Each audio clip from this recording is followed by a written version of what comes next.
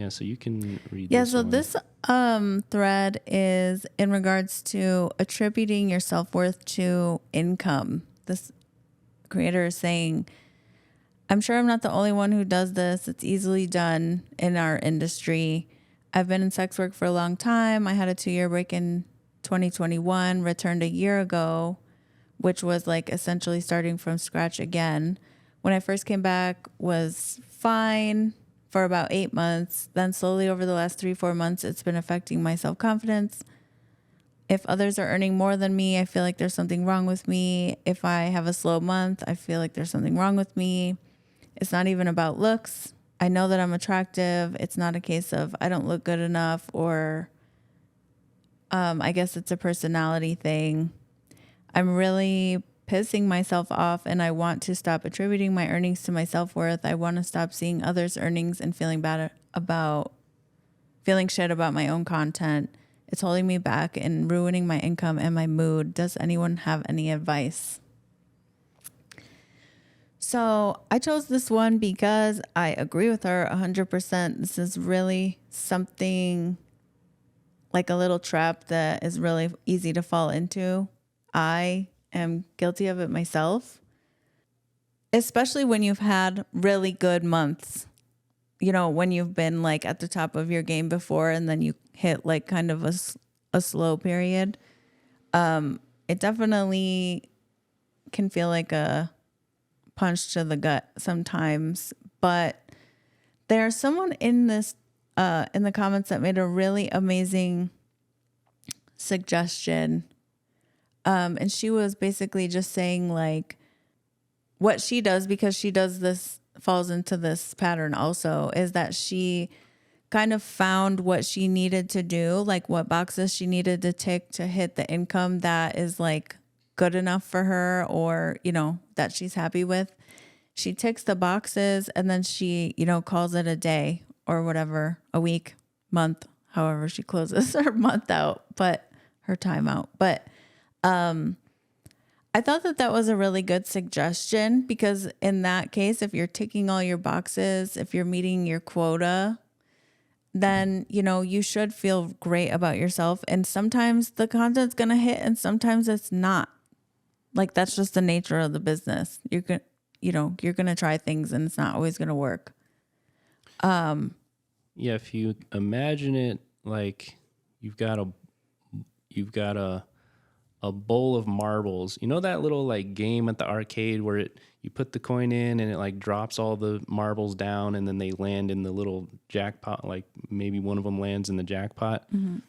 That's really the entire game. All you're doing is checking the boxes to make sure you get all the marbles into the top of the little funnel, and then you pull the lever and maybe one of them hits, maybe a few of them hit, or maybe none of them hit. But you can't tie your self-worth to a result that's completely out of your control. Sometimes, you know, you're going to post what you're going to post. Sometimes the platforms will launch it out there, it will go viral, and sometimes it'll do 1, 2, or maybe none. But that's completely out of your control most of the time. But what's in your control is creating the content consistently, making sure you have X amount of videos, you know, that are ready to go on X amount of days. And as long as you tick those boxes to do the work, then the luck factor should not be tied to your self-worth. The other side of the coin for this, I would say, is making sure that you're taking care of your mental health. And like just keeping a good relationship with yourself. I mean, I've struggled with depression my whole life pretty much, but I've had to really prioritize taking care of my mental health over the last couple years. It started actually before I started OnlyFans, during COVID, I would say, just because that was fucking nuts. But, you know, it's our job to be seen as creators, and with that comes judgment from other people, and just being like strong enough in yourself to know that like negative comments, you know, in one ear out the other. Don't tie your value to your or your self-worth to your income. Yeah, so this person commented basically, I think this is the one you were talking about, but kind of like what I was just saying. So part of the challenge of this industry, it's very easy to get your sense of self-worth tied up in the results of the work. One of the tools I use is to help manage this is my success metrics, the tasks done rather than cash made.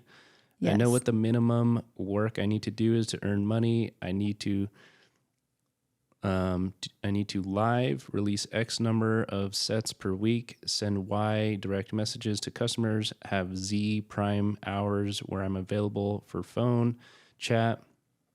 I also have tasks that objectively use my data to determine what is and isn't working and give myself the grace to know some things I try won't work.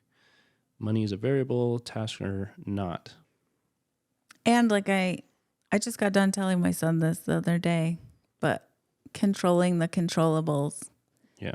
You can't, obviously, if we could control how much money was coming into our accounts, that would change everything, but we can't. And so what we can control is, our efforts put in, our mental health and taking care of ourselves and, accepting, being happy with your efforts. And if you're not, then you can control that part. Put in some more.